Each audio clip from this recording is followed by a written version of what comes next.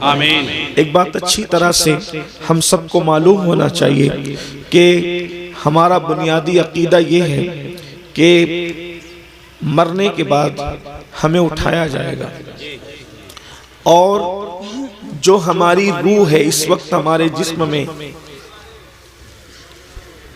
یہی روح ہوگی، اور جو جسم ہمارا ہے یہی جسم ہوگا۔ اسی روح اور اسی جسم کے ساتھ اللہ پاک ہمیں اٹھائے گا۔ اور یہ سبق اتنا بار بار ریپیٹ کروایا گیا، اتنا بار بار دہرایا گیا، پورے قرآن میں اتنی بات کسی مسئلے کے متعلق نہیں دہرائی گئی جتنا بعث بعد الموت، مرنے کے بعد اٹھنے کا اور آخرت کا تذکرہ کیا گیا۔ قرآن مقدس کا 70% حصہ اسی پر مشتمل ہے، آخرت پر، مرنے کے بعد اٹھائے جانے پر، حساب پر، جزا و سزا پر، جنت و جہنم پر، تاکہ ہمارا عقیدہ مضبوط ہو۔ اور ایک بات اچھی طرح یاد رکھیں، جس کے دل و دماغ کے اندر فکر آخرت ہوگی، تصور آخرت ہوگا، وہ انسان کبھی بھی زمین کے اوپر کرپشن نہیں کرے گا، انسان زمین کے اوپر کسی پہ ظلم نہیں کرے گا، کسی پہ زیادتی نہیں کرے گا، کسی کے ساتھ برا سلوک نہیں کرے گا۔ میرے آقا صلی اللہ علیہ وآلہ وسلم کے پیارے دیوانوں، دراصل بات یہ ہے، زمین کے اوپر جتنے جرائم ہیں اس کی سب سے بڑی وجہ یہ ہے کہ زمین کے اندر جانے کو لوگوں نے فراموش کر دیا، تصور آخرت کو لوگوں نے فراموش کر دیا۔ اسی لیے آج اللہ اکبر، قتل بھی پورے شباب پر ہے، قتل ہو رہے ہیں، زیادتی ہو رہی ہے، سود کے دھندے ہو رہے ہیں، حرام کاروبار ہو رہا ہے، حتیٰ کہ زنا جیسا بدترین فعل ہمارے معاشرے کے اندر بڑھتا جا رہا ہے، نشے جیسی بدترین بیماری ہمارے سماج کے اندر جل پکڑتی جا رہی ہے۔ اصلاح معاشرہ کے حوالے سے جتنے جلسے بڑھتے جا رہے ہیں، جرائم اس سے زیادہ بڑھتے جا رہے ہیں، نماز پر جتنی گفتگو ہو رہی ہے اتنے بے نمازیوں کی تعداد بڑھتی جا رہی ہے، نگاہوں کے تقدس پر جتنی گفتگو ہو رہی ہے اتنی ہی نگاہیں آوارہ ہوتی جا رہی ہے، رزق حلال پر جتنی باتیں ہو رہی ہے حرام لوگ اتنا ہی زیادہ کھاتے جا رہے ہیں۔ اس کی وجہ کیا ہے؟ لوگوں کے درمیان آخرت کی فکر نہیں ہے، فکر آخرت کو لوگوں نے فراموش کر دیا ہے۔ لوگ کہتے ہیں مولانا جو ہوگا دیکھا جائے گا۔ میرے آقا صلی اللہ علیہ وآلہ وسلم کے غلاموں، میں زیادہ کچھ باتیں کرنے کی بجائے صرف ایک روایت پڑھ کر اپنی گفتگو کو مکمل کروں گا اور آپ کی توجہ چاہوں گا۔ میرے آقا صلی اللہ علیہ وآلہ وسلم کے دیوانوں، اور میں اپنی بہنوں کی بھی توجہ چاہتا ہوں، یہ سبق ہے، اس کو بار بار دہرایا گیا ہے اور دہرانے کا حکم ہے۔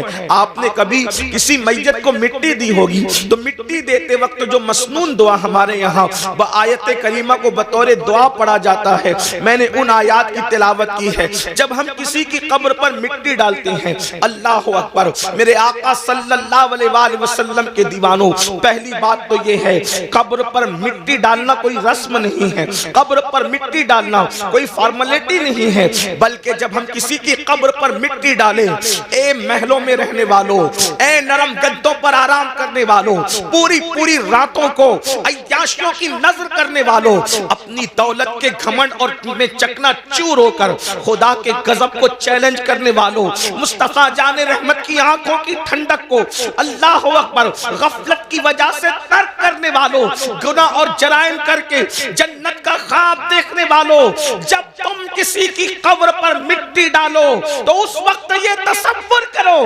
آج میں کسی کے وجود پر مٹی ڈال رہا ہوں، کل اس کی جگہ میں ہوں گا، کل نہیں تو پرسوں، اور میرے وجود پر بھی منو مٹی ڈالی جا رہی ہوگی۔ ذرا تصور تو کریں، جس کے وجود پر آپ مٹی ڈالتے ہیں، حالانکہ وہ مسنون ہے، اس مومن کا حق ہے، لیکن کبھی ہمارے وجود پر بھی تو مٹی ہوگی۔ وجود پر ننھا سا کوئی دھبا اگر لگ جائے، چاہے پھول کا ہو، چاہے عطر کا ہو، چاہے تیل کا ہو، چاہے سالن کا ہو، کتنا بے چین ہو جاتے ہو۔ پاک دھبا جو ناپاک نہیں ہے، وہ دامن پر لگنے سے کتنا بے چین ہوتے ہو کہ یہ دھبا لے کر جلسے میں کیسے جاؤں گا، کوئی صابن سے دھو رہا ہے، کوئی لیمن کا استعمال کر رہا ہے، لیکن اللہ اکبر، وجود پر حلال چیزوں کے دھبے سے بے چین ہونے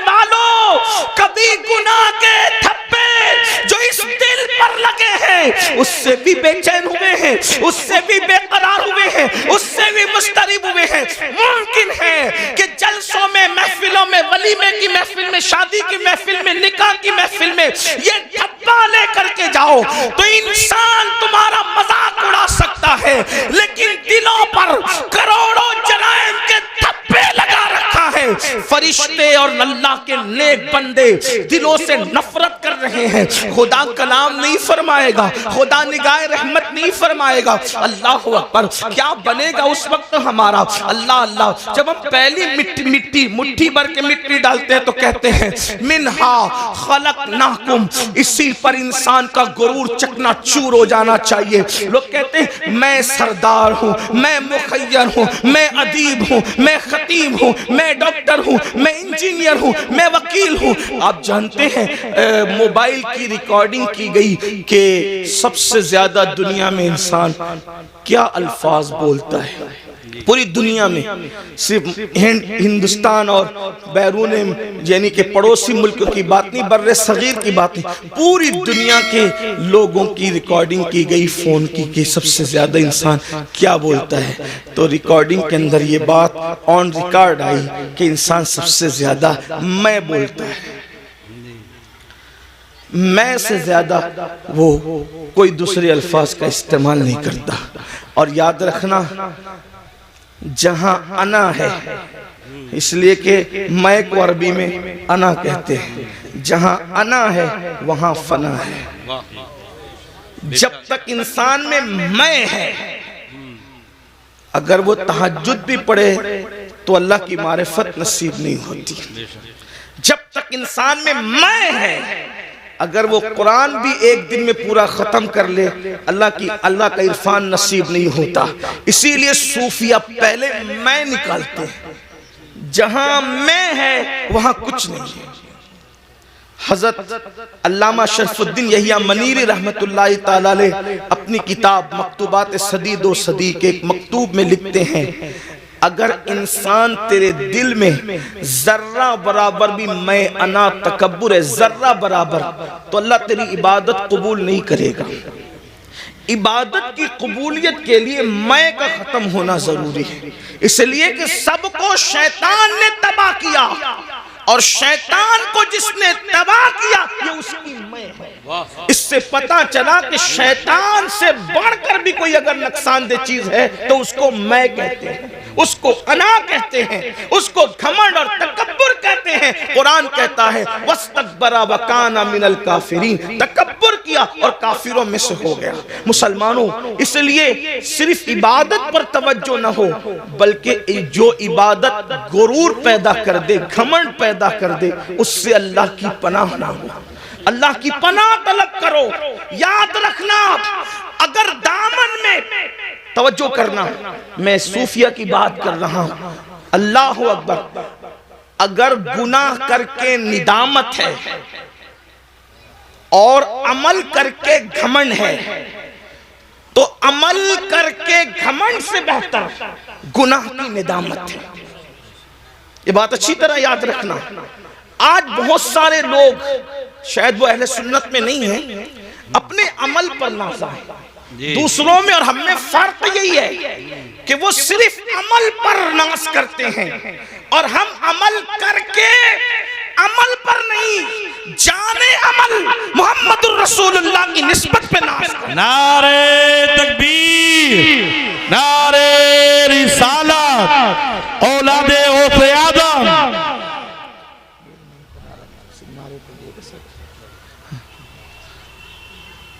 تو علامہ شرف الدین یحییٰ منیری فرماتے ہیں کہ جب تک ذرہ برابر تکبر بھی دل میں موجود ہے، عبادت قبول نہیں ہوگی۔ اور اب وہ تکبر کی ڈیفینیشن کہ تکبر ہے یا نہیں، اس کی پہچان بیان کرتے ہیں۔ آپ بھی ڈوبیں اپنے اندر، میں بھی ڈوبوں اپنے اندر، اس لیے کہ خطاب، میری اکثر عادت ہے پہلی بات تو خطاب نہیں کرتا اور گفتگو کرتا ہوں، تو ہمارے بزرگوں نے ہمیں بتایا کہ لوگوں کو مخاطب کرنے سے پہلے اپنے آپ کو مخاطب کرو، اس لیے کہ آپ سے زیادہ ضرورت اصلاح کی ہمیں ہے، مجھے ہے۔ اللہ اکبر۔ تو علامہ منیری فرماتے ہیں کہ کیا کہتے ہیں کہ تکبر ذرہ برابر ہے، تیری عبادت تجھے فائدہ نہ دے گی، تیری عبادت قبول نہ ہوگی۔ اب تکبر اور گھمنڈ کی جو ہے وہ نشانی بیان فرماتے ہیں کہ ایک انسان پوری دنیا کے انسانوں سے اپنے آپ کو حقیر سمجھ رہا ہے کہ میں سب سے حقیر ہوں، سب سے ذلیل ہوں، واقعی کہہ نہیں رہا ہے، سمجھ رہا ہے،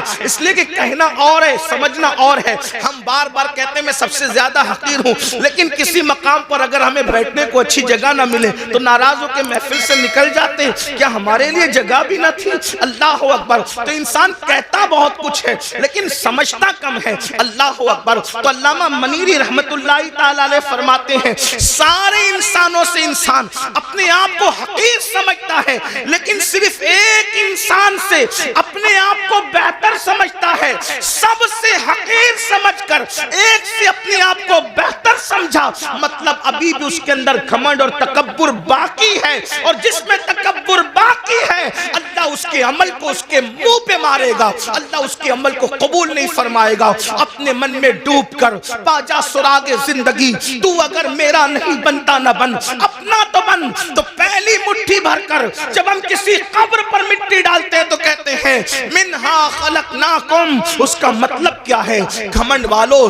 تکبر والو، چاہے حسن کا ہو، چاہے علم کا ہو، چاہے دولت کا ہو، چاہے نسب کا ہو، چاہے تقویٰ پرہیزگاری کا ہو، قرآن کہہ رہا ہے اسی مٹی سے تمہیں پیدا کیا گیا ہے۔ منہا خلقناکم، اسی مٹی سے پیدا کیا گیا، تمہیں تخلیق کیا گیا مٹی سے۔ جس انسان کو مٹی سے بنایا گیا ہو اس انسان کو گھمنڈ کیسے زیب دیتا ہے؟ اس انسان کو تکبر کیسے زیب دیتا ہے؟ پھر اس کے بعد ہم دوسری مٹی بھر کر کے ڈالتے کہتے ہیں وَفِيهَا نُعِيدُكُمْ، اسی میں ملا دیے جاؤ۔ اٹھایا مٹی سے ملائیں گے مٹی، اور پھر وَمِنْهَا نُخْرِجُكُمْ تَارَةً أُخْرَى، تیسری مٹھی بھر کر جب ہم مٹی ڈالتے ہیں تو کہتے ہیں آیت کریمہ کو بطور دعا پڑھتے ہیں اور پھر اسی مٹی سے تمہیں اٹھایا جائے گا۔ اب آج میری گفتگو کا جو عنوان ہے ہم کیسے اٹھیں گے، یہ اس پر آپ کی توجہ۔ جانا تو سب نے قبر میں، ہر آدمی اپنی اپنی عمل کے مطابق جائے گا، جو جیسے جائے گا تیسے جائے گا۔ اٹھیں گے کیسے؟ تو ایک حدیث پاک بڑی طویل ہے، اس میں اللہ کے رسول صلی اللہ علیہ وآلہ وسلم سے پوچھا گیا کہ یا رسول اللہ صلی اللہ علیہ وآلہ وسلم، ہمیں قبروں سے کیسے اٹھایا جائے گا اور کس حالت میں اٹھایا جائے گا؟ اللہ کے حبیب علیہ الصلوۃ والتسلیم سے جب پوچھا گیا کہ ہمیں کس طرح اٹھایا جائے گا اور ہم کیسے اٹھیں گے اپنی قبر سے، حضرت سیدنا معاذ ابن جبل رضی اللہ تبارک و تعالی عنہ کا سوال تھا۔ آپ نے سوال کیا آقا کیسے اٹھیں گے؟ تو اللہ کے حبیب علیہ السلام نے کہا اے معاذ، تو نے بہت مشکل سوال کیا مجھ سے، اور اس کا جواب دینے سے پہلے توجہ کرنا، اس کا جواب دینے سے پہلے سید العالمین قائد المرسلین عالم ما کانا وما یکون اتنا روئے کہ روتے روتے داڑھی بھی آنسوؤں سے تر ہو گئی اور حضور کے کپڑے بھی آنسوؤں سے تر ہو گئے۔ سوال کیا تھا؟ آقا قبروں سے ہم کیسے اٹھیں گے، کس حالت میں اٹھیں گے، کس شکل میں اٹھیں گے، کس انداز سے اٹھیں گے؟ تو اللہ کے حبیب علیہ السلام پر اس قبر سے اٹھنے کی کیفیت جب حضور کو یاد آئی کہ امت کیسے اٹھے گی، حضور اتنا روئے صلی اللہ علیہ وآلہ وسلم کہ آپ کی داڑھی آنسوؤں سے تر ہو گئی، کپڑے آنسوؤں سے تر ہو گئے، اور فرمایا تو نے مشکل سوال کیا اور پھر جواب دیا اے معاذ، جب میری امت قبر سے اٹھے گی تو وہ 12 صورتوں میں اٹھے گی، 12 شکلوں میں اٹھے گی۔ قبر سے اٹھنے والوں کی 12 پوزیشن ہوگی۔ اب یہاں توجہ کے ساتھ سنیں، حدیث مکمل ہوگی، بات بھی پوری ہو جائے گی۔ اب ان 12 میں ہم کس کے اندر ہے ذرا اس پر توجہ کرنا۔ میں نہیں کہوں گا کہ آپ کس میں ہیں، میں کس میں ہوں، یہ کس میں ہے، وہ کس میں ہے، نہیں، بہت ہو چکا میرے بھائیوں۔ میں کہتا ہوں تو سدھر، تم کہتے ہو تو سدھر، یہ تو اور تو کے اندر معاملہ خراب ہے۔ ہمیں یہ سوچنا ہے کہ میں نے سنورنا ہے، میری قبر کے اندر میں نے اکیلے جانا ہے، اپنی قبر سے میں نے اٹھنا ہے۔ میرے بھائیوں یہاں ساری چیٹنگیں چل جائے گی، ریاکاریاں چل جائے گی، مکاریاں چل جائے گی، سب چل جائے گا، لیکن وہاں کچھ نہیں چلے گا، سب معاملہ وہاں پیور ہے۔ اللہ اکبر۔ اب میرے اور تمہارے نبی غیب دا نبی صلی اللہ علیہ وسلم قیامت کا منظر پیش کر رہے ہیں. قبروں سے اٹھنا تو ہے نا بھائیو, قبروں میں جانے پر بھی یقین ہے, قبر سے اٹھنے پر بھی یقین ہے. اب میرے اور تمہارے سچے نبی سید العالمین غیب دا نبی صلی اللہ علیہ وسلم فرماتے ہیں 12 قسم کے لوگ ہوں گے قبر سے اٹھنے والے, یعنی 12 پوزیشن میں لوگ اٹھیں گے, 12 انداز میں لوگ اٹھیں گے. اب میرے آقا علیہ السلام پہلے شخص کے بارے میں فرماتے ہیں اللہ اللہ, حضرت سیدنا معاذ بن جبل رضی اللہ تعالی نے عرض کیا حضور بتائیں نا کہ کیسے کیسے لوگ اٹھیں گے. تو اللہ کے حبیب صلی اللہ علیہ وسلم ارشاد فرماتے ہیں ایک ٹولہ قبر سے اٹھے گا, یعنی پہلا گروپ قبر سے نکلے گا. قبروں سے جو پہلا ٹولہ گروپ نکلے گا, آقا ارشاد فرماتے ہیں نہ ان کے ہاتھ ہوں گے نہ ان کے پیر ہوں گے, یعنی قبر سے نکلتے وقت, یعنی قبر میں جب دفن ہوں گے تو ان کا پورا وجود صحیح سلامت ہوگا, لیکن جب وہ اپنی قبروں سے اٹھیں گے تو ان کے ہاتھ بھی کٹے ہوئے ہوں گے, ان کے پیر بھی کٹے ہوئے ہوں گے. اللہ اکبر. اس حالت میں وہ دنیا سے جب گئے تھے تو اچھے بھلے, لیکن قبر سے نکلیں گے تو ہاتھ نہیں پیر نہیں, ہاتھ اور پیر دونوں کٹے ہوئے. اور اس وقت تو غیب سے ندا آئے گی اے لوگوں, یہ ٹولہ جو قبر سے ہاتھ اور پیر کٹا ہوا نکلا ہے, جانتے ہو کس جرم کی وجہ سے ان کے ہاتھ اور پیر کاٹ دیے گئے؟ اللہ اکبر. تو لوگ پوچھیں گے کس وجہ سے, تو کہاں جائے گا یہ دنیا میں اپنے پڑوسیوں کو تکلیف پہنچاتے تھے, یہ دنیا میں اپنے پڑوسیوں کے ساتھ اچھا سلوک نہیں کرتے تھے, اس لیے آج یہ اپنی قبروں سے اٹھے ہیں تو ان کے ہاتھ بھی کٹے ہیں, ان کے پیر بھی کٹے ہیں. آپ سے پوچھنا چاہتا ہوں آج تھوڑی سی طاقت مل جائے, تھوڑی سی قوت مل جائے, پڑوسیوں کے ساتھ ہمارا سلوک کیا ہے؟ اللہ اکبر. بڑی معذرت کے ساتھ مسلمانوں, ہر پڑوسی دوسرے پڑوسی کو, ہر طاقتور کمزور کو دبا رہا ہے, بلکہ العیاذ باللہ اب تو حالات یہاں تک ہو گئے صرف پڑوسیوں کو ستایا نہیں جا رہا ہے, پڑوسیوں کی بیٹیوں پر بھی غلط نظر ڈالی جائے, ان کی بہوؤں پر بھی اگر وہ کمزور ہے تو غلط نظر ڈالی جاتی, غریب ہے تو ان کی آبرو کا سودا کرنے کی کوشش کی جاتی ہے. مسلمانوں سوچو تو صحیح انجام کیا ہے؟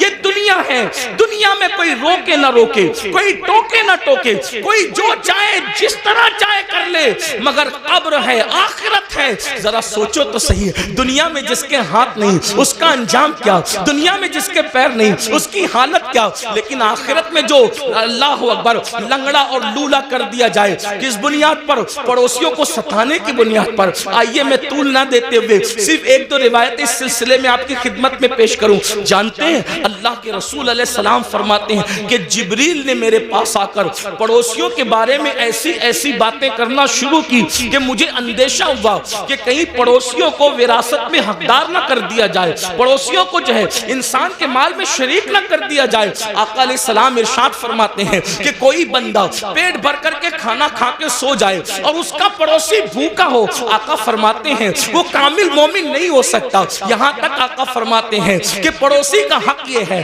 جب تم اچھا کھانا بناؤ تو تھوڑا سا پانی اپنی ہانڈی میں بڑھا لو تاکہ وہ کھانا تم اپنے پڑوسی کو بھیج سکو. آج ہم جلسوں میں, کانفرنسوں میں اور تحریروں میں بڑی درد بھری باتیں کرتے ہیں. آج لوگ کیا کہتے ہیں؟ اس کی بیٹی بھاگ رہی ہے, یہ ہو رہا ہے, وہ ہو رہا ہے. میں کہتا ہوں سب ہو رہا ہے. اگر ہم نے اپنے پڑوسی کا خیال کر لیا ہوتا تو غریب کی بیٹی نہ بھاگتی. اور ایک بات آپ کو بتاؤں, کس نے کہہ دیا کہ صرف غریب کی بیٹی بھاگ رہی ہے؟ بڑی معذرت کے ساتھ صرف غریبوں کی نہیں بلکہ مالداروں کی بھی, اور اس کی وجہ صرف غربت نہیں ہے بلکہ اچھے رشتوں کا نہ آنا بھی اس کی وجہ ہے, جہیز کی لعنت بھی اس کی وجہ ہے, ساتھ ہی ساتھ علم کا نہ ہونا بھی اس کی وجہ ہے, ساتھ ہی ساتھ فضول خرچیوں میں ہمارا پڑھ کر کے شادیوں کو مہنگا کرنا بھی اس کی وجہ ہے. لیکن بس اتنا عرض کرنا چاہتا ہوں, اپنے پڑوسیوں کا خیال کرو, پڑوسیوں کا لحاظ کرو, اور اگر پڑوسیوں کو ستاؤ گے, ظلم کرو گے تو یاد رکھنا قبر سے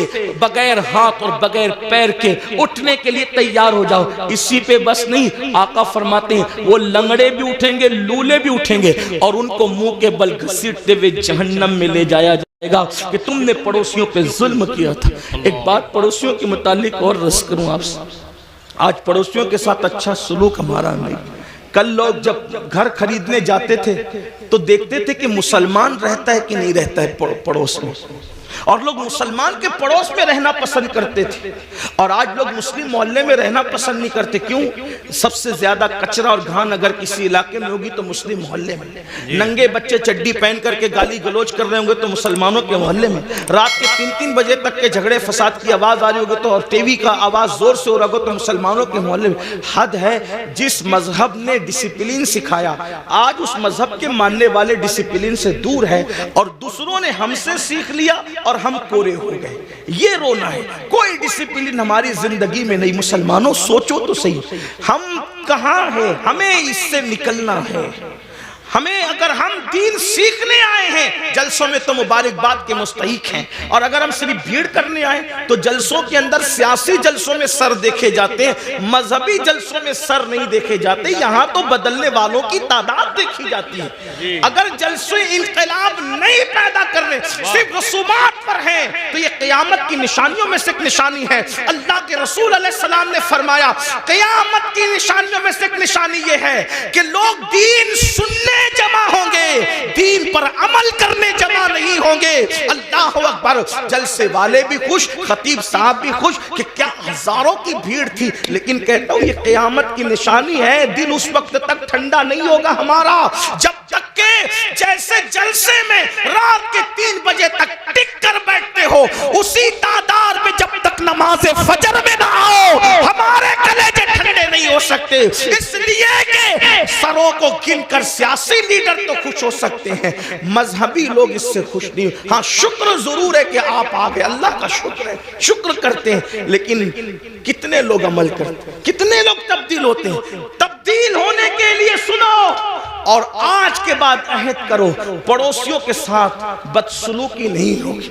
ایک بات آپ سے کہتا ہوں، ہمارے امام الائمہ، سراج الامہ، کاشف الغمہ، سیدنا نعمان بن ثابت امام اعظم ابو حنیفہ کا ایک پڑوسی تھا، موسیقی کے فن میں ماہر تھا، اور آپ کو ستانے کے لیے پوری رات موسیقی بجاتا تھا، میوزک بجاتا تھا، بہت تکلیف پہنچاتا تھا، گانا بھی گاتا تھا، تکلیف بھی تکلیف پہنچانا ہی اس کا مشغلہ تھا۔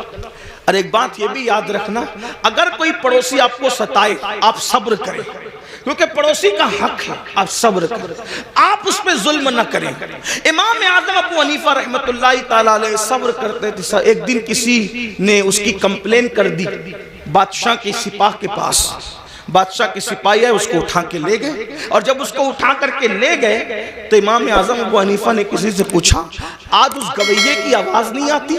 دیکھو ہم تو کبھی برساں برس پڑوسیوں کی خیال ہی نہیں رکھتے، آواز آ رہی کہ نہیں آ رہی، کس حالت میں نہیں ہے، لیکن امام اعظم تھے۔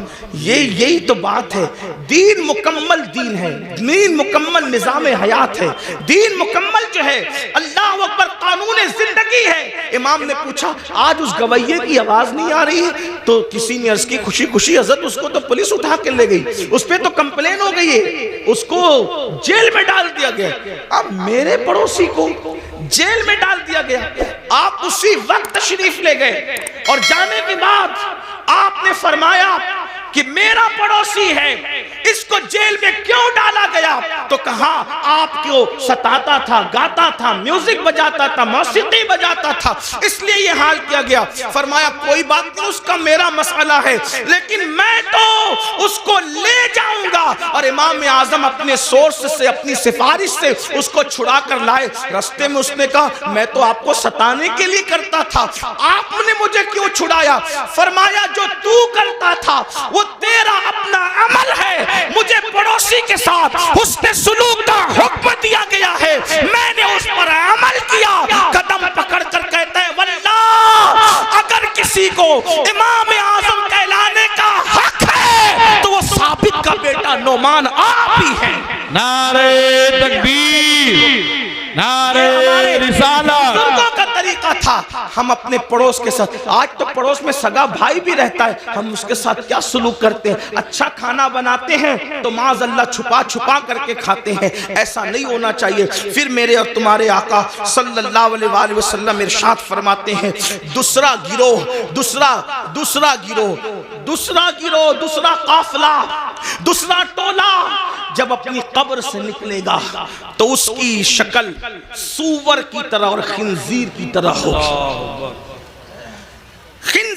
सूवर की शक्ल में वो अपनी कब्रों से निकलेंगे। हालांकि जब उनको कब्र में रखा गया था तो उनके चेहरे अच्छे भले थे, लेकिन अब वो मैदान महशर में उठेंगे तो वो सूवर की शक्ल और खिंजीर की शक्ल लेकर उठेंगे। सहाबा बेचैन हो गए, तड़प गए, अर्ज किया या रसूल अल्लाह सल्लल्लाहु अलैहि वसल्लम, जो गिरोह, जो टोला, जो काफिला कब्रों से सूवर और खिंजीर की शक्ल में उठेगा, उनका क्या कसूर होगा? तो मेरे आका फरमाते हैं उनका कसूर ये होगा कि वो नमाजों में सुस्ती करते थे, वो नमाजों में गफलत करते थे। मुसलमानों जरा सोचो तो सही, अपने नबी की हर बात पर यकीन है, इन बातों को क्यों भूल जाते हो? जिसके कहने पर अल्लाह को एक माना, जिसके कहने पर कुरान को अल्लाह की किताब माना, जिसके कहने पर दीन इस्लाम को हक माना, अल्लाह अल्लाह उस रसूल का फरमान है, बेनमाजी, नमाज में सुस्ती करने वाला जब अपनी कब्र से उठेगा तो सूवर की शक्ल में उठेगा,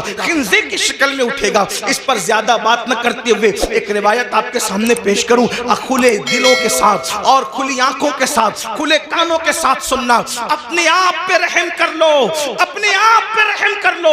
अल्लाह के बंदो, आखिरत की घाटी बड़ी मुश्किल तरीन घाटी है। हमने उसको जितना आसान समझा इतना आसान नहीं है। मेरे इमाम कहते हैं अल्लाह अकबर, पाट वो कुछ धारिये कुछ जार हम, या इलाही क्यों कर उतरे पार हम, अपनी सत्तारी का या रब वास्ता हो न रुसवा बरसरे बाजार हम। अल्लाह अल्लाह, हमें फेसबुक के लिए तो वक्त है, यूट्यूब पर बैठने के लिए तो वक्त है, दोस्तों की महफिलों के लिए तो वक्त है, बीवी बच्चों के लिए तो वक्त है, सबके लिए वक्त है, रब के लिए वक्त नहीं। सुन लो और अच्छी तरह से सुन लो। अल्लाह अल्लाह, हजरत अल्लामा उस्मान इब्ने हसन रदी अल्लाह तबारक व तआला अन्हु अपनी किताब में लिखते हैं, मेरी बहनों की भी तवज्जो, अल्लाह के हबीब अलैहिस्सलाम का ज़ाहिरी दौर है, आका अलैहिस्सलाम अपने सहाबा के जुर्मुट में जलवागर हैं। ऐसे में एक नौजवान रोते हुए आता है और अर्ज करता है, या रसूल अल्लाह सल्लल्लाहु अलैहि वसल्लम, मेरे अब्बू का इंतकाल हो गया, मेरे बाप का इंतकाल हो गया। आका मेरा बाप मर चुका है, उसका इंतकाल हो चुका है, हम देहात के लोग हैं, देहात में रहने वाले हैं। आका न उसको कोई गुस्ल देने वाला है, न उसको कोई कफन पहनाने वाला है। या रसूल अल्लाह सल्लल्लाहु अलैहि वसल्लम, इसलिए मैं रो रहा हूँ। मेरे आका ने फरमाया, ए अबू बकर उठो, ए उमर उठो और दोनों जाओ और जा करके इसके देहात में पहुंचो, इसके गांव में पहुंचो, उसको गुस्ल भी दो, उसको कफन भी पहनाओ। अल्लाह अकबर।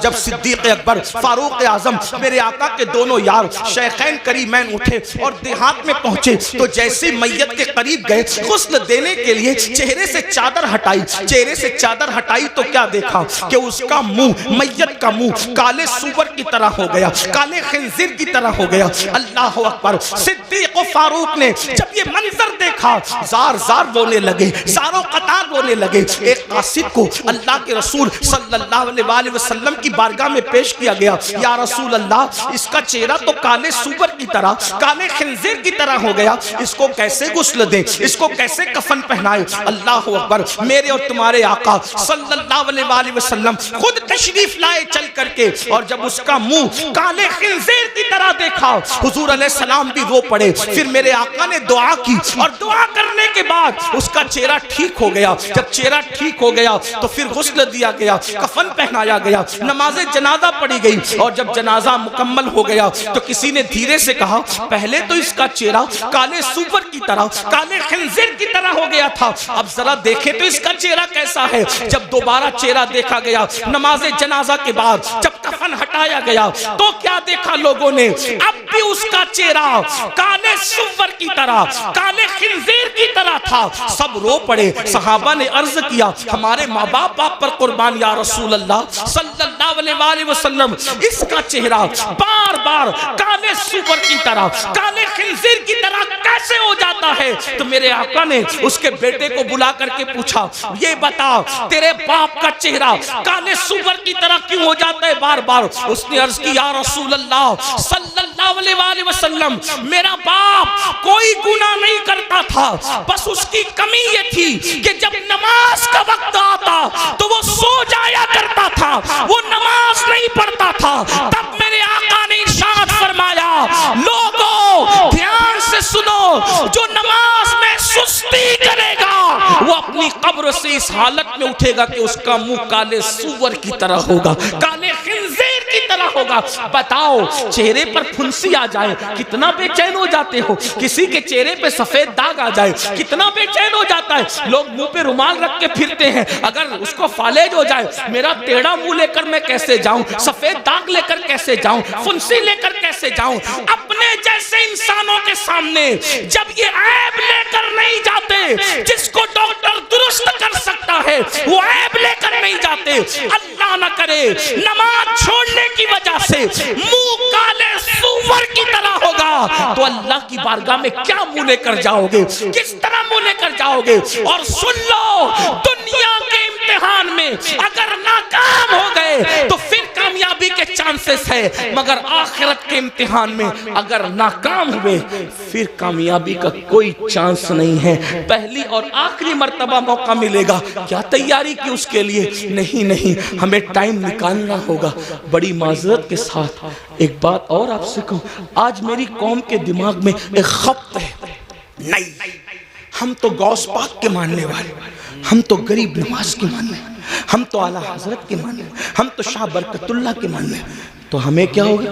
ہم نے تو زنا کر کے بھی جنت ہی ملنی، ہم نے تو نماز چھوڑ کے بھی جنت ہی ملنی، ہم نے تو پوری زندگی قرآن کو ہاتھ نہیں لگایا، تو کیونکہ ہم ماننے والے کتنے بڑوں کے، جتنے بڑوں کے ماننے والے ان کی بڑائی میں مجھے کوئی شک نہیں۔ لیکن ایک بات ضرور کہتا ہوں، جب نوح علیہ السلام کا بیٹا جہنم میں جا سکتا ہے، سلبی بیٹا، اور قرآن پھر اس کا نسب بھی کاٹ کر کے اعلان کرتا ہے لیسا من اہلی، کبھی آپ کی اولاد سے نہ رہا، تو جب سگے بیٹے کا نسب کٹ سکتا ہے تو پھر نام لیواؤں کا رشتہ نسبتیں کیوں نہیں کٹ سکتی؟ وہ شخص غوث پاک کا کیسے ہو سکتا ہے جو نماز نہیں پڑھتا؟ کیونکہ غوث پاک کہہ چکے کہ بے نمازی مرے تو اسے مسلمان کی قبرستان میں دفن مت کر۔ میں لوگوں کو کہتا ہوں، کچھ لوگوں کو برا بھی لگتا ہے لیکن مجھے لوگوں کا خیال کم ہے۔ ہم لوگ قادری بن گئے، چشتی بن گئے، نقشبندی بن گئے، سہروردی بن گئے، مداری بنے، وارسی بنے، برکاتی بنے، رضوی بنے، اشرفی بنے، سب بنے۔ اب سے پوچھتا ہوں، سچ بتانا اپنے ایمان والے دلوں پہ ہاتھ رکھ کے، کیا سچے مسلمان بھی بنے ہم؟ اپنے آپ سے پوچھو، آج سب بنے؟ قادری، چشتی، نقشبندی، ادیب، خطیب، شہیر، یہ وہ مخیر، یہ سب بنے؟ سچے مسلمان بھی بنے؟ آپ کہیں گے تو کیسی بات کرتے آیا ہے، ہم کیا مسلمان نہیں؟ میں نے کہا میں آپ کے اسلام کا منکر نہیں، لیکن پوچھ رہا ہوں کیا سچے مسلمان بھی بنے؟ کہا وہ کیوں؟ میں نے کہا اس لیے کہتا ہوں، اگر پیر ٹوپی دے دے، توجہ کریں، ٹوپی دے دے، کتنا سنبھال کے رکھتے ہو، میرے پیر کی ٹوپی، میرے پیر کا ماما، میرے پیر کا کرتا، میرے پیر کا جبہ، کیوں؟ کس نے دیا؟ پیر نے تحفے میں دیا، اور پیار اس سے کتنا ہے کہ قبر میں بھی لے جاؤں گا۔ میں نے کہا تجھے سلام ہو، اچھا ہے، پیر سے بہت پیار کر، اللہ اس سے زیادہ تجھے برکت دے، لیکن اتنا ضرور تجھ سے پوچھوں گا، سلسلے کی محبت میں تجھے پیر سے اتنا پیار ہے کہ پیر کے دیے ہوئے تحفے کو تو نے سینے سے لگا کے رکھا، کیا تو نے اللہ کے دیے ہوئے تحفے کے ساتھ بھی یہی سلوک کیا؟ جو قدر تجھے پیر کے تحفے کا ہے، جو قدر تجھے استاد کے تحفے کا ہے، کیا اللہ کے تحفے کے ساتھ بھی تو نے ایسا ہی سلوک کیا؟ وہی قدر کی، وہی عزت کی، وہی سینے سے لگا کے رکھا؟ کہا اللہ کا تحفہ کیا ہے؟ میں نے کہا اس کو نماز کہتے ہیں، دیا اللہ نے، اور کن ہاتھوں سے بھیجا؟ کن ہاتھوں سے بھیجا؟ سید المعصومین محمد الرسول اللہ کے ہاتھوں سے بھیجا۔ جس قوم کو پیر کے تحفے کی قدر ہو اور اللہ کے تحفے کی کوئی قدر نہ ہو، تو پھر وہ قوم سچی مومن کیسے ہو سکتی، کامل مومن کیسے ہو سکتی ہے؟ غور کیجئے، دھیان دیجئے اور سن لو، کسی اور کی نگاہ میں مسلمان بننے والا جنت میں نہیں جائے گا، جنت میں اسی نے جانا ہے جو خدا و رسول کی نظر میں مسلمان ہے۔ اپنے آپ کے بارے میں جو بھی تلاش کراش لو، عند اللہ جو مومن ہے، عند الرسول جو مومن ہے، جنت اسی کے لیے ہے۔ اس خوش فہمی میں مت رہنا کہ صرف سنی کہلا کر کے جنت مل جائے گی۔ سنی کہلانا اور ہے، سنی بن جانا اور ہے۔ صرف سنی کہلانے والوں کو جنت نہیں ملے گی، سنی بن جانے والوں کو جنت ملے گی۔ اور یاد رکھنا، اللہ اکبر، ہمارے بزرگوں نے تو نوافل بھی ترک نہیں کیا، سنت غیر موقدہ بھی ترک نہیں کیا، اور ہم فرائض چھوڑ بیٹھے ہیں۔ اللہ اکبر۔ آپ کو بتاؤ، غور کر، آقا علیہ السلام نے اپنے خاندان کے لوگوں کو دیکھو، خاندان رسول ہے، کوئی خاندان بحیثیت خاندان رسول اللہ کے خاندان کے برابر نہیں ہو سکتا۔ حضور سیدی اشرفی میاں رحمت اللہ تعالی علیہ اکثر ایک شعر کہا کرتے تھے، کہتے تھے، کوئی ہو متقی و عالم و زاہد زمانے میں مگر آل محمد کے برابر ہو نہیں سکتا۔ آپ فرمایا کرتے ہو، توجہ فرمائے، خاندان نبوت ہے، اور امام اہل سنت نبی کے خاندان کے بارے میں کہتے ہیں، آب تطہیر سے جس میں پودے جمے، اس ریاض نجابت پہ لاکھوں سلام، خون خیر الرسل سے ہیں جن کا خمیر ان کی بیلوس طینت پہ لاکھوں سلام۔ رسول اللہ کے خون سے جن کا خمیر بنا ہے، آب تطہیر سے جس میں پودے جمے، وہ نبی کا خاندان۔ توجہ کریں، اس خاندان رسالت کو رسالت ماں نے فرمایا، اے بنو ہاشم عمل کرنا، عمل۔ توجہ کریں، اللہ کے رسول اپنے خاندان کے لوگوں کو کہہ رہے ہیں عمل کرنا، عمل۔ کہیں ایسا نہ ہو کہ لوگ عمل لائیں اور تم صرف نسب لاؤ۔ پھر آقا نے فرمایا، اے بنو ہاشم، جس کو عمل نے پیچھے کر دیا اس کو نسب کبھی آگے نہیں کر سکتا، اس لیے عمل کرنا۔ رسول اللہ کی اس نصیحت کو خاندان کے لوگوں نے کیسے سینے سے لگایا، اللہ اکبر، کہ رسول اللہ کے خاندان میں پھر کوئی بھی آپ کو بے عمل نظر نہیں آئے گا۔ میں بے عمل کی بات کر رہا ہوں، بد عمل تو دور کی بات ہے، اس لیے کہ ایک ہے با عمل، ایک ہے بے عمل، ایک ہے بد عمل۔ رسول اللہ کے خاندان میں بد عمل تو بہت دور کی بات ہے، بے عمل بھی تمہیں کوئی نظر نہیں آئے گا۔ دیکھو نبی کے خاندان کو دیکھو، پوری رات اگر سجدے میں گزارنے والی مدینے میں کوئی خاتون ملتی ہے تو وہ کوئی اور نہیں ہے، وہ میرے نبی کی شہزادی سیدہ مخدومہ فاطمہ الزہرا کی ذات ہے۔ اور جب رات پوری ہوتی ہے تو نماز مکمل کر کے حسرت کے ساتھ سر کو سجدے سے اٹھا کے کہتی ہے، اے اللہ، تو نے رات اتنی چھوٹی بنایا کہ تیرے محبوب کی بیٹی فاطمہ دل کھول کے سجدہ بھی نہ کر سکی۔ اللہ اکبر۔ اس کے بعد دیکھیں، گھوڑے کی ایک زین پر ایک قدم رکھ کر دوسرے زین پر قدم رکھنے سے پہلے جو پورا قرآن مکمل کرتا ہے وہ کوئی اور نہیں ہے، وہ میرے نبی کے خاندان کا فرد، رسول اللہ کا بھائی، امزاد، داماد پیمبر، خاتم ولایت، فاتح خیبر، ابو الحسنین، مولا کائنات سیدنا علی مرتضیٰ کی ذات ہے۔ کسی نے قرآن اس طرح پڑھا، بابا قرآن پڑھتے ہیں گھوڑے کی سین پر ایک قدم رکھ کر دوسرا قدم رکھنے سے پہلے، اور شہزادوں کی کیا شان ہے، سر کٹنے کے بعد جو نیزے پہ قرآن پڑھتے ہیں وہ کسی اور خاندان کا فرد نہیں، وہ میرے نبی کا نواسا سیدنا امام حسین کی ذات ہے، امام علی مقام کی ذات ہے۔ محراب میں، منبر پہ، مسجدوں میں آپ نے ہر خاندان والے سے قرآن سنا، لیکن نیزے پہ جس نے قرآن پڑھا وہ صرف میرے نبی کا خاندان۔ 40 سال تک عشاء کے وضو سے فجر کی نماز جہاں ہو رہی ہے وہ کوئی اور نہیں، وہ میرے نبی کے خاندان کا شہزادہ جسے دنیا سرکار غوث اعظم کے نام سے جانتے ہیں۔ 70 سال تک کبھی نہ سو کر رات و دن جاگ کر عبادت کرنے والا، 90 لاکھ کو کلمہ پڑھانے والا، وہ کسی اور خاندان میں نہیں ملے گا، وہ میرے نبی کے خاندان میں ہے، جس کو معین الدین اجمیری غریب نواز کہا جاتا ہے۔ جب ذکر کرتے ہیں تو آپ اتنی کثرت سے کرتے ہیں کہ آپ کے ذکر کو سن کر پرندے بھی ذاکر ہو جاتے ہیں۔ ایسا ذاکر آپ کو کسی اور خاندان میں نہیں ملے گا، وہ میرے نبی کا شہزادہ حضرت شاہ برکت اللہ عشقی بیمی مہریروی رحمت اللہ علیہ کی ذات ہے، جس کے ذکر نے پرندوں کو ذاکر بنا دیا۔ یہ خاندان نبوت کا عمل ہے. امام زین العابدین کا نام زین العابدین نہیں ہے بلکہ ان کا نام ہے علی ابن حسین. زین العابدین ان کا لقب ہے, لقب. اور زین العابدین کیوں کہتے ہیں؟ کیونکہ روزانہ تقریباً 300 رکعت اور کبھی 700 رکعت نفل نماز پڑھتے تھے. لوگوں نے کہا یہ عابد نہیں ہے بلکہ یہ زین العابدین ہے. عابدوں کثرت سجدہ کی وجہ سے آپ کی پیشانی پر سجدے کا نشان پڑ گیا تھا.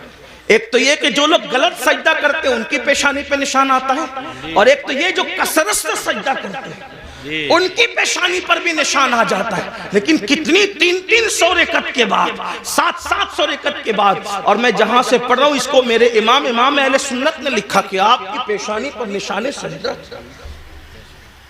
کثرت سجدے کی وجہ سے.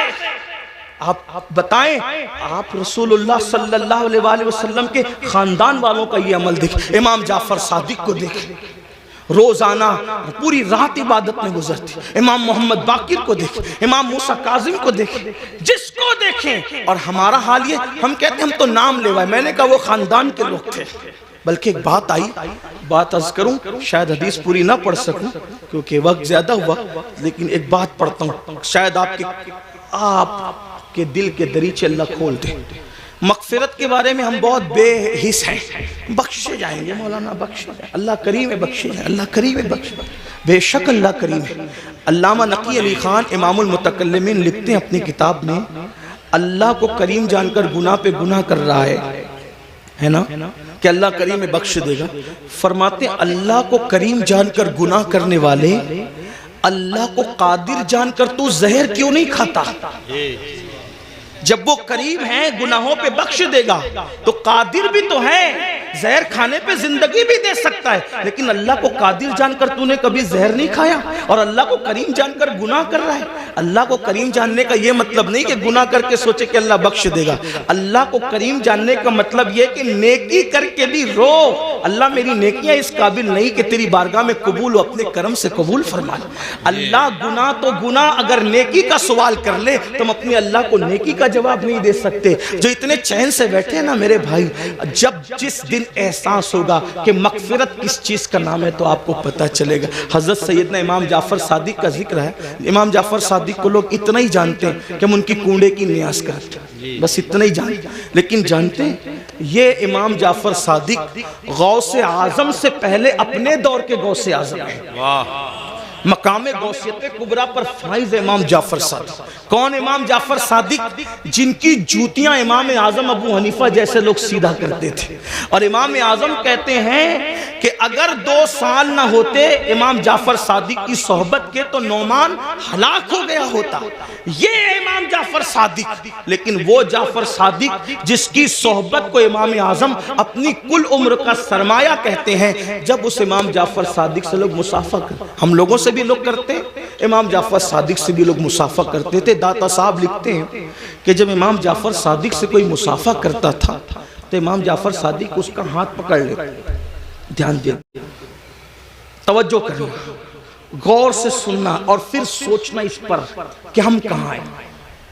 امام جعفر صادق جس کے نسب میں کسی کو کوئی اختلاف نہیں, جی اتنا مضبوط سلسلۃ الذہب ہے کہ جعفر صادق بیٹے ہیں امام محمد باقر کے, وہ بیٹے امام زین العابدین کے, وہ بیٹے امام حسین کے, اور وہ بیٹے ہیں حضرت مولا علی کے, اور وہ شوہر سیدہ فاطمہ کے, اور وہ شہزادی رسول اللہ کی.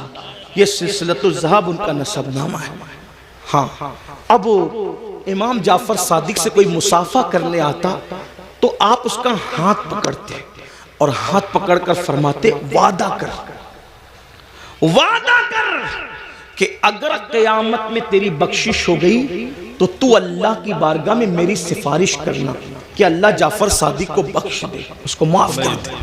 توجہ کریں, اگر اس اسٹیج پر یہ جو بڑے بڑے علماء مفتیان کرام سادات کرام بیٹھے ہیں, مفتی آفاق صاحب کے صاحبزادے ہیں اور بھی علماء ہیں, اگر کوئی کسی عام آدمی کا ہاتھ پکڑ کے کہے کہ اگر تیری بخشش ہو گئی تو میری سفارش کر دینا, مغفرت میری کروا دینا, تو وہ کہے گا کہ حضرت یہ کیسی بات کر رہے ہیں آپ, آپ لوگ اللہ والے لوگ ہیں، ہم عوام میں سے ہیں، ہماری نہ غسل ہے صحیح ہے، نہ ہماری طہارتیں صحیح ہے، نہ ہماری نماز پڑھنے کا طریقہ آتا ہے، آپ ایسی کیسی بات کر رہے ہیں؟ اب جب یہ منبر پہ بیٹھے ہوئے اللہ والے کسی سے یہ بات کریں تو تعجب ہوگا، چہ جائے کہ امام جعفر صادق ایسا سید جس کی غلامی امام اعظم جیسے لوگ کریں، وہ جو ہے علم کے معاملے میں ان جیسا ان کے دور میں کوئی نہیں تھا، تقوی کے معاملے میں ان جیسا کوئی متقی نہیں تھا، عبادت کے معاملے میں ان جیسا کوئی عابد ان کے دور میں نہیں تھا، اور وہ لوگوں کا ہاتھ پکڑ کے کہتے وعدہ کرو کہ اگر تمہاری بخشش ہو گئی تو تم میری سفارش کرنا، میری مغفرت کروانا، میری سفارش کرنا، شفاعت کرنا۔ اور لوگ پلٹ کے کہتے امام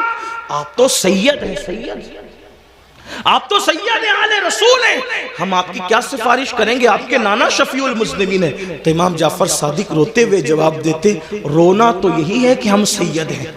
توجہ کریں، کہتے رونا تو یہی ہے کہ ہم سید ہیں، کیونکہ ہم اس بات سے ڈرتے ہیں کہ ہمارے نانا کو ہم منہ کیا دکھائیں گے، نانا کو منہ دکھانے کی ہمت نہیں ہے قیامت کے دن۔ یہ حال ہے ان کا جن کی سیادت پر، امامت پر، قیادت پر، تقوی پر، زہد پر پوری امت کا اتفاق ہے، وہ قیامت کے دن سے اتنے لرزہ بر اندام ہے۔ اور یہاں جنہیں غسل بھی نہیں آتا، وضو بھی نہیں آتا، جمعہ کی 2 رکعت پڑھ کے مسجد سے ایسے بھاگتے ہیں جیسے اسکول سے چھٹی ہونے پر اسکول کے بچے بھاگتے ہیں، یہ حالت ہے۔ اور اس کے بعد ہم جنت کے ٹھیکیدار بنے، مولانا ہم جنت میں نہ جائیں گے تو کون جائے گا؟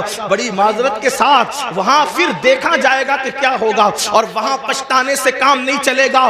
آج لے ان کی پناہ، آج مدد مانگ ان سے، پھر نہ مانیں گے قیامت میں اگر مان گیا۔ آج راتوں کو ضائع کرنے والوں، آج راتوں کو فضول گزارنے والوں، وقت کو برباد کرنے والوں، یہ زندگی کا قیمتی سرمایہ اللہ نے پہلی اور آخری مرتبہ دیا ہے، خدا کے لیے اس کو ضائع نہ کرو، اس کو فضول برباد نہ کرو، ورنہ موت کی بات پچھتانا ہوگا۔ موت کے بعد سوائے پچھتانے کے کچھ ہاتھ نہیں آئے گا، لیکن اس دن کا پچھتانا اللہ اکبر کوئی فائدہ نہ دے گا۔ اس کے بعد میرے اور تمہارے آقا صلی اللہ علیہ وآلہ وسلم فرماتے ہیں کچھ لوگ ایسے ہوں گے اللہ اکبر جب وہ اپنی قبروں سے اٹھیں گے، یہ تیسرا گروپ ہے، یہ تیسرا ٹولہ ہے جو اپنی قبروں سے اٹھیں گے، اس حالت میں اٹھیں گے کہ ان کے پیٹ پہاڑوں کی جیسے بڑے بڑے پیٹ ہوں گے، اور ان کے پیٹوں کے اندر سانپ، بچھو اور آگ دہک رہی ہوگی۔ صحابہ نے پوچھا آقا وہ کون ہوں گے؟ سرکار علیہ السلام فرماتے ہیں یہ وہ لوگ ہوں گے جو دنیا میں زکوٰۃ ادا نہیں کرتے تھے، زکوٰۃ نہیں دیتے تھے، بڑے بڑے پہاڑوں کی طرح پیٹ لے کر کے اٹھیں گے۔ آج لوگ زکوٰۃ بھی نہیں دیتے پوری، اور پھر کوئی پیسہ لے کے بھاگ جاتا ہے، کوئی چوری کر لے جاتا ہے، مال ڈوب جاتا ہے، آگ لگ جاتی ہے، کہتے ہیں ہمارا نقصان ہو رہا ہے، نقصان ہو رہا ہے۔ یاد رکھنا جو پوری زکوٰۃ اللہ کے لیے نکال دے، میرے آقا فرماتے ہیں اس کا مال اللہ کے قلعے میں محفوظ ہو جاتا ہے، اس کے مال کی حفاظت ہو جاتی ہے۔ پھر چوتھے گروپ کے بارے میں میرے اور تمہارے آقا سچے نبی صلی اللہ علیہ وآلہ وسلم نے فرمایا کہ جو چوتھا گروپ قبر سے نکلے گا اس کے منہ سے خون بہ رہا ہوگا، اور خون لے کر کے وہ نکلے گا۔ صحابہ نے پوچھا آقا جن کے منہ سے خون بہ رہا ہوگا وہ کون لوگ ہوں گے؟ آقا ارشاد فرماتے ہیں جو اپنے وعدوں کو توڑ دیتے تھے، وعدہ خلافی کرتے تھے، وہ ان کے منہ سے خون بہ رہا ہو۔ آج میں سمجھتا ہوں کہ شاید وعدہ خلافی کو گناہ بھی نہیں سمجھتے لوگ۔ دیکھیں حالانکہ میرے آقا علیہ السلام نے فرمایا مومن اور منافق میں فرق یہ ہے کہ مومن جب وعدہ کرتا ہے تو پورا کرتا ہے، اور منافق وعدہ کرتا ہے اس کو پورا نہیں کرتا، توڑ دیتا ہے۔ کتنے وعدے کرتے ہیں، اللہ سے وعدہ کیا اس کا خیال نہیں، پیر سے وعدہ کیا اس کا خیال نہیں۔ آئیے وعدے کی وفا کے حوالے سے ایک حدیث سنے کی روایت سے۔ اللہ اکبر، ابھی اعلان نبوت نہیں ہوا، اعلان نبوت سے پہلے اللہ کے رسول علیہ السلام و تسلیم بازار گئے۔ بازار جانے کے بعد اللہ کے حبیب علیہ السلام کو ایک شخص نے کہا یہاں رکو میں ابھی آتا ہوں۔ اس نے کہا رکو ابھی آتا ہوں، اور آقا نے اس سے وعدہ کر لیا ٹھیک ہے جب تک تم نہیں آؤ گے میں یہیں ٹھہروں گا، یہیں رکوں گا۔ اور اس کے بعد وہ شخص گیا اور جا کر کے بھول گیا کہ میں کسی سے وعدہ کر کے آیا ہوں یا وعدہ لے کر آیا ہوں کہ میں ابھی آتا ہوں، اور اس نے وعدہ کر لیا کہ ٹھیک ہے تمہارے آنے تک میں رکوں گا۔ پھر کیا ہوا؟ 3 دن گزر گئے۔ 3 دن کے بعد جب وہ شخص آیا تو اللہ کے رسول وہیں پر موجود تھے۔ اس نے پوچھا آپ یہاں؟ فرمایا تم سے میں نے وعدہ کیا تھا کہ جب تک تم تم نہیں آؤ گے میں یہیں رکا رہوں گا، اسی لیے میں یہاں رکا رہا۔ اور پھر میرے آقا نے نہ اس سے لڑائی کی، نہ جھگڑا کیا، نہ اس کو ڈانٹا، بلکہ صرف ایک جملہ کہا، اے شخص تو نے مجھے مشقت میں مبتلا کر دیا، تو نے مجھے تکلیف میں مبتلا کر دیا۔ یہ اعلان نبوت سے پہلے کا وعدے کا وفا کرنا تھا۔ جب میرے آقا نے نبوت کا اعلان کیا تو یہی واقعہ اس شخص کے ایمان لانے کا سبب بن گیا کہ جو شخص انسان سے کیا ہوا وعدہ اس کے ساتھ بے وفائی نہیں کرتا وہ جھوٹا نہیں ہو سکتا، وہ سچا ہے۔ تو جو وعدے کے خلاف کرے، آج تو یہ بھی ہوتا ہے کہ کسی لڑکی سے پیار کی بات کی، محبت کی بات کی، افیئر کی بات کی، رشتے کی بات کی، اور پھر کہا تیرے ساتھ شادی کریں گے، اور پھر شادی کے نام پہ اس کا شباب لوٹ لیا، اس کے ساتھ زنا کر لیا، اس کے ساتھ ساری رنگریلیاں منا لی، سارا کھیل کود کر لیا، اور اس کے بعد کہا اب تیرے ساتھ شادی نہیں کریں گے کیونکہ تو اس قابل نہیں ہے، تیرے اندر یہ عیب ہے، یہ عیب ہے، یہ عیب ہے۔ یاد رکھنا کسی پہ ظلم کرنے والوں، اچھی طرح یاد رکھنا، پہلی بات تو افیئر کرنا جائز نہ تھا، پہلی بات تو ناجائز تعلقات کرنا جائز نہ تھے، پہلی بات تو کسی لڑکی سے دوستی کرنا جائز نہ تھی، اور اگر کی تھی اور وعدہ کیا تھا اللہ اکبر تو زنا اور اس کے ساتھ تنہائیاں جائز نہ تھی، اللہ اکبر۔ اب اس کا شباب لوٹ کر اس میں عیب نکال کر اس کو چھوڑ کر ایسے بھاگتے ہو جیسے پھولوں کا رس چوس کر کے بھورا بھاگ جاتا ہے، دوبارہ ادھر کا رخ نہیں کرتا، تتلیاں پھولوں کا رس چوس کر دوبارہ ادھر کا رخ نہیں کرتی، کسی کے شباب سے کھلواڑ کر کے، کسی کے حسن سے کھلواڑ کر کے، کسی کی آبرو سے کھلواڑ کر کے پھر اس کو چھوڑ کر نئے شکار کی تلاش میں جانے والوں، جان بوجھ کر کے کسی کی آبرو کے ساتھ سودا کرنے والوں، سنو اللہ کے حبیب علیہ السلام ارشاد فرماتے ہیں، فقیہ ابو اللہ سمرقندی اپنی کتاب میں لکھتے ہیں کہ اگر کسی نے کسی چڑیا سے بھی کھیل کر اس کی زندگی کو ختم کیا ہوگا، کسی نے کسی چڑیا کی زندگی سے کھیلا ہوگا، نہ کھانے کی حاجت تھی، نہ شرعی کوئی معاملہ تھا، صرف اپنے نفس کے لیے چڑیا سے کھیلا اور اس کو مار ڈالا، کھیلتے کھیلتے اس کی زندگی کو ختم کر دیا۔ آقا فرماتے ہیں وہ مری ہوئی چڑیا جس کی زندگی سے تم نے کھلواڑ کیا تھا، جب قیامت کا دن ہوگا تو اللہ کی عدالت میں فریاد کرے گی، مولا آج عدل کا دن ہے، آج انصاف کا دن ہے، مولا مجھے عدل چاہیے، اس شخص نے میری زندگی سے کھلواڑ کیا تھا۔ آقا فرماتے ہیں اس ننھی سی چڑیا کی شکایت بجلی کی گھن گرج کی طرح ہوگی، جیسے بجلی کڑکتی ہے ویسے ننھی سی چڑیا کی آواز میں گھن گرج ہوگی، اور جس کی شکایت چڑیا کر رہی ہوگی اس کا حال یہ ہوگا وہ پہاڑوں جیسی نیکیاں لے کر آئے گا۔ اللہ ارشاد فرمائے گا آج عدل کا دن ہے، آج انصاف کا دن ہے، اور پھر میرا اللہ فرمائے گا جس نے چڑیا کی زندگی سے کھلواڑ کیا آج اس کی نیکیاں نہیں دیکھی جائے گی، اس کو منہ کے بل گھسیٹتے ہوئے جہنم میں ڈال دیا جائے۔ آپ سے پوچھنا چاہتا ہوں، نفس کے پجاریوں سے پوچھنا چاہتا ہوں، نفسانی خواہشات میں ڈوبے ہوئے انسانوں سے پوچھنا چاہتا ہوں، اگر کسی چھٹاک بھر کی چڑیا کی زندگی سے کھیلا ہوگا تو پہاڑوں جیسی نیکیاں رد ہو جائے گی اور انسان جہنم کا ایندھن بنے گا۔ جس نے لڑکیوں کی زندگی سے کھیلا ہوگا، آبرو سے کھیلا ہوگا، اس کا انجام کیا ہوگا؟ اللہ کے بندو، یہ دنیا ہی سب کچھ نہیں ہے، یہ دنیا کی رنگریلیاں ہی سب کچھ نہیں ہے، یہ دنیا کے مزے اور مستی سب کچھ نہیں ہے، یہ دنیا کا عیش و آرام سب کچھ نہیں ہے۔ اس دن کے بارے میں ڈرو جس دن کے بارے میں قرآن کہتا ہے یوم یقوم الروح والملائکہ صفا لا یتکلمون الا من اذن۔ اس دن جبریل امین اور سارے فرشتے اللہ کی ہیبت سے کانپتے ہوں گے، کسی میں کلام کرنے کی جرت نہیں ہوگی۔ اس دن اپنا کیا ہوگا؟ جس دن انبیاء کی زبان پہ نفسی نفسی ہوگا، اس دن اپنا کیا حال ہوگا؟ اس لیے لوگ لڑکیوں کی زندگی سے تو کھیلتے ہیں، خود کی بیوی کا اگر سالن میں نمک زیادہ ہو جائے تو طلاق دے دے، مارے پیٹے۔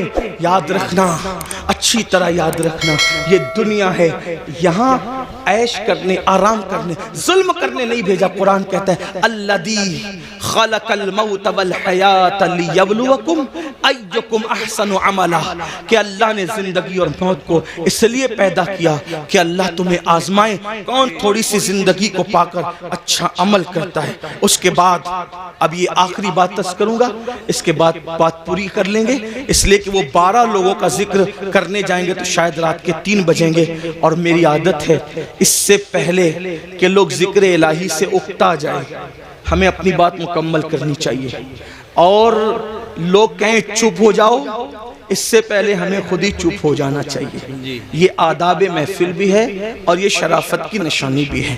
تو میں اسی پہ بات پوری کروں گا، پھر کسی دن موقع ملا انشاءاللہ تو یا تو آج کل تو بیانات یوٹیوب پر آتے ہی رہتے ہیں، کسی بھی جگہ مکمل ہو جائے گی تو آپ تک پہنچی جائے گی انشاءاللہ۔ یہ 5ویں بات ہے، لیکن اس کو دھیان سے سنیں، اور یہ آخری بات ہے آج کی محفل۔ اللہ کے رسول علیہ السلام فرماتے ہیں 5واں ٹولہ جب قبر سے نکلے گا تو ان کے جسم سے مردار کی بدبو آئے، مردار کی بدبو، اور وہ مردار کی بدبو لے کر کے اپنے قبر سے اٹھیں گے۔ صحابہ نے پوچھا حضور وہ کون ہوں گے؟ آقا فرماتے وہ لوگ ہوں گے جو دنیا میں چھپ چھپ کر گناہ کرتے، تنہائی میں گناہ کرتے، پوشیدہ طور پہ گناہ کرتے، لوگوں کے سامنے نیکیاں اور تنہائی میں گناہ۔ ایسے لوگوں کے لیے اللہ فرماتا ہے جو لوگوں کے سامنے نیکی کر کے تنہائی میں گناہ کریں میں ان کے ساتھ اعلان جنگ کرتا ہوں۔ اور دوسری حدیث میں آتا ہے کہ حباء منصورہ کی تفسیر کرتے ہوئے اللہ کے رسول نے خود فرمایا، آقا فرماتے ہیں صحابہ نے پوچھا حضور یہ حباء منصورہ کا مطلب کیا ہے کہ اللہ ان کی نیکیوں کو ذرے کی طرح بکھیر دے گا؟ تو آقا فرماتے ہیں جو تنہائیوں میں گناہ کرتے تھے اللہ ان کی نیکیوں کو ایسے بکھیر دے گا جیسے روزون کے ذرات ہوتے ہیں جو صرف دھوپ میں نظر آتے ہیں، اتنے باریک کر دے گا اللہ، یعنی اتنی بے وقت ہو جائے گی ان کی نیکیاں کہ اللہ تعالیٰ ان کے ذرے ذرے کر دے گا، ان کی نیکی کوئی کام کی نہیں ہوگی، اور اللہ پاک ان کی نیکیوں کو رد فرمائے گا۔ وَالْعَاقِبَةُ لِلْمُتَّقِينَ، آخرت تو متقیوں کے لیے ہے۔ اس سلسلے میں حضرت زید ایک بات بیان کرتے ہیں، فرماتے ہیں میں قبرستان گیا، جب قبرستان پہنچا تو ایک درخت کو ٹیک لگا کر میں بیٹھ گیا، اس لیے کہ میں چاہتا تھا کہ قبروں کو دیکھ کر کے عبرت حاصل کروں۔ ایسے میں ٹیک لگا کے بیٹھ گیا تو میں نے کیا دیکھا، میری آنکھ لگ گئی، آنکھ لگی تو دل کی آنکھیں بیدار ہوئی، میں نے خواب دیکھا کہ لوگ اپنی اپنی قبروں سے اٹھ رہے ہیں، کسی کے اجلے لباس ہے، کسی کے میلے لباس ہے، کوئی کیسا ہے کوئی کیسا ہے، لیکن ایک شخص کو میں نے دیکھا جب وہ اس کی قبر سے اٹھا، اس کی قبر سے تو ایک آسمان سے آگ کی چین زنجیر آئی اور اس کے حلق میں ڈالی گئی، اور وہ اس کے حلق سے گزرتے ہوئے پیٹ اور پیٹ کے بعد پھر نیچے کے مقام سے وہ زنجیر نکل گئی، اور وہ چیخ رہا تھا، چلا رہا تھا، اور چیختے چلاتے کہتا تھا مجھ پر یہ کیا عذاب ہو رہا ہے؟ کیا میں نماز نہیں پڑھتا تھا؟ کیا میں روزہ نہیں رکھتا تھا؟ کیا میں رمضان شریف کے روزے نہیں رکھتا تھا؟ کیا میں نے حج نہیں کیا تھا؟ کیا میں نے عمرے نہیں کیے تھے؟ کیا میں نے صدقہ نہیں دیا تھا؟ کیا میں نے زکوٰۃ نہیں دی تھی؟ کیا میں فلاں نیک کام نہیں کرتا تھا؟ غرض کہ وہ اپنی ساری نیکیوں کو گنائے گا گنائے گا گنائے گا، اس کا مطلب وہ گنہگار نہیں تھا، وہ نیکوکار تھا، اس لیے وہ وہاں بھی نیکیوں کو گنائے گا۔ حضرت زید کہتے ہیں جب وہ اپنی نیکیوں کو گنا رہا تھا تو غیب سے آواز آئی بندے تو ساری نیکیاں کرتا تھا لیکن جب تو اکیلے میں اور تنہائی میں ہوتا تھا تب تو گناہ کرتا تھا، اللہ سے نہیں ڈرتا تھا، تو جس نے تنہائی کے اندر گناہ کیا اللہ نے اس کی نیکیوں کو ضائع کر دیا۔ آپ سے پوچھتا ہوں اللہ کے بندو، نرم نرم گدوں پہ لیٹ کر رات کی تنہائیوں میں چار دیواری میں کیا دیکھتے ہو؟ کون کیا دیکھتا ہے مجھے نہیں پتا، لیکن اپنے آپ میں ڈوب کر کے سوچو، وہ گندی فلمیں، وہ گندے مناظر، وہ گندی تصویریں رند کی رند رہے، ہاتھ سے جنت نہ گئی۔ جو تنہائیوں میں گناہ کرتے ہیں اور لوگوں کے سامنے نیکیاں کرتے ہیں قبروں سے اٹھیں گے تو ان کے بدن سے مردار کی بدبو ہوگی، اللہ ان کے ساتھ اعلان جنگ کرتا ہے، ان کی نیکیوں کو ریت کے ذروں کی طرح بکھیر دیا جائے گا۔ اپنے آپ پہ رحم کرو میرے بھائیوں، قیامت کے دن کون ہے اپنا سوائے مصطفیٰ جان رحمت کے؟ سب نے صف محشر میں للکار دیا ہم کو، اے بے کسوں کے آقا اب تیری دہائی ہے، ایک ہی سہارا ہے، اگر گناہ کر کر کے ان کا دل دکھا دیا، ان کو ناراض کر دیا تو بتاؤ اپنا کیا بنے گا؟ اللہ اکبر۔ میرے آقا مصطفیٰ جان رحمت صلی اللہ علیہ وآلہ وسلم کے دیوانوں سیدنا فاروق اعظم کہتے ہیں لوگ چھوٹے اور بڑے گناہ کی بات کرتے ہیں، فاروق اعظم فرماتے ہیں میں تو اتنا سمجھتا ہوں گناہ کوئی بھی کرو رسول اللہ کے دل کو تکلیف پہنچتی ہے، حضور کا دل دکھتا ہے، کوئی گناہ کرو دل حضور کا دکھتا ہے۔ اب آپ کو سے پوچھتا ہوں چہرے چہروں سے داڑیاں منڈا کر گٹروں میں پھینکتے ہو، فاروق اعظم کہہ رہے ہیں آقا کا دل دکھتا ہے۔ گندی فلمیں دیکھتے ہو، فاروق اعظم کہہ رہے ہیں آقا کا دل دکھتا ہے۔ کسی عورت پر بد نظری کرتے ہو، آقا کا دل دکھتا ہے۔ مسجدوں کو ویران کرتے ہو، آقا کا دل دکھتا ہے۔ نمازوں میں سستی کرتے ہو، آقا کا دل دکھتا ہے۔ کسی مومن کو گالی دیتے ہو، آقا کا دل دکھتا ہے۔ اتنا رسول اللہ کا دل قبر انور میں دکھاؤ گے، اور اس کے بعد میدان محشر میں جب شفاعت کی بھیک لینے کے لیے ان کی بارگاہ میں پہنچو گے، اللہ نہ کرے اگر انہوں نے منہ پھیر لیا اور منہ پھیر کر کے یہ کہا او منافق جھوٹے، مجھ سے عشق کا دعویٰ کرتا تھا اور میرے دل کو چھلنی چھلنی کرتا تھا، میرے دل کو دکھاتا تھا، میرے دل کو تکلیف پہنچاتا تھا۔ بتاؤ بھائیو، جب سب نے للکار دیا ہوگا تو اسی آمنہ کے لال کا سہارا ہوگا، میرے آقا علیہ الصلوۃ والتسلیم کی شفاعت ہوگی۔ اگر وہ بھی منہ پھیر لیں، حالانکہ ان کے کرم سے ایسی امید نہیں ہے، لیکن ان کی مزاج کی نزاکت بے چین بھی کرتی ہے۔ حضرت جگر مراد آبادی نے کہا تھا کہ اس امت آسی سے نہ منہ پھیر خدایا، نازک ہے بہت غیرت سلطان مدینہ۔ میرے آقا کی غیرت بہت نازک ہے، کتنی نازک ہے اتنا اندازہ کر لے۔ ایک بار ام المومنین نے اپنے گھر کے دیواروں پہ پردے لٹکا دیے تو آقا علیہ السلام نے چہرہ پھیر کر کے یہ فرمایا کہ ہم دیواروں کو کپڑے نہیں پہناتے، محبوبہ محبوب رب العالمین اگر دیواروں پہ پردے لٹکا دے تو وہاں سے غیرت کی وجہ سے چہرہ پھیر لیا جاتا ہے۔ اتنے جرائم کر کے، اتنے بڑے مجرم بن کے حضور کے دربار میں کھڑے رہیں گے، اللہ اکبر، اگر ان کی غیرت کی نزاکت نے منہ پھیر لیا، کہاں جاؤ گے؟ کس کے پاس جاؤ گے؟ کس کے دروازے پہ دستک دو گے؟ اس لیے آج ان کو مناؤ، آج ان کو راضی کرو، آج ان کی بارگاہ میں معافی مانگو، ان کے وسیلے سے اللہ کی بارگاہ میں توبہ کرو تاکہ دنیا بھی سنور جائے، آخرت بھی سنور جائے۔ اللہ پاک کی بارگاہ میں دعا ہے کہ میرا اللہ سب سے پہلے مجھے اور آپ سب کو عمل کی توفیق عطا فرمائے۔ گفتگو کے درمیان اگر کوئی غلطی ہوئی اللہ تعالیٰ معاف فرمائے۔ استغفر اللہ ربی من کل ذنب واتوب الیہ وما علینا الا البلاغ۔ السلام علیکم ورحمۃ اللہ وبرکاتہ۔